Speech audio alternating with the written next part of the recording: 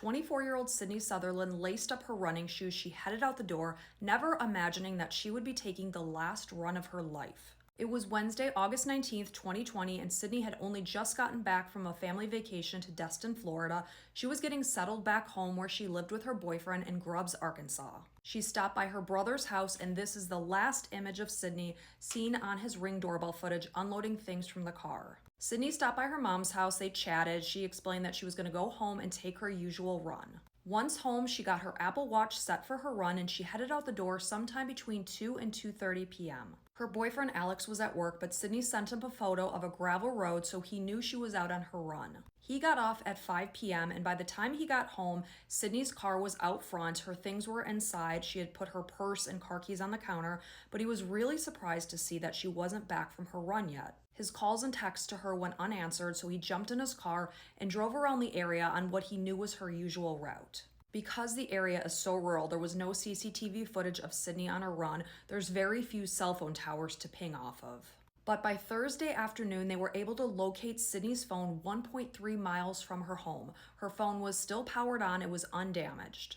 A UPS driver came forward and said she saw Sydney on Wednesday afternoon between 2:30 and 3 p.m.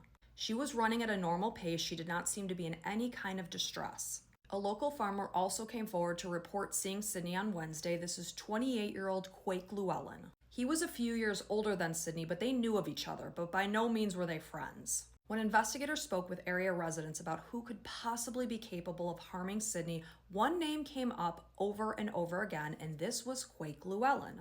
He had no criminal history, but he was described as strange, odd, socially awkward. There was a story of him one time driving and there was a dead animal on the side of the road. He climbed out of the car, used a knife to cut a piece of meat off the animal, ate it, and said, that tastes good." Police learned that he had Life 360 installed on his phone, which showed his exact movements on Wednesday. So he was driving along and turned his car around and stopped for about 8 minutes.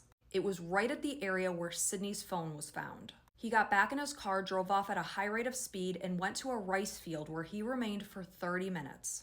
And it was at this area where Sydney's body was found. Investigators found blood in the bed of his truck. With this evidence, he finally confessed, but he said it was an accident. He hadn't meant to kill Sydney. He saw her walking, turned his truck around, and because of the dust from the gravel, he didn't see her and struck her with his truck. But investigators knew this was a lie. Sydney was found with her clothing off. In October of 2021, he pleaded guilty to the sexual assault and murder of Sydney, and he was sentenced to life in prison. This case is a sad reminder that monsters exist and are hiding in plain sight, even in the most trusted communities.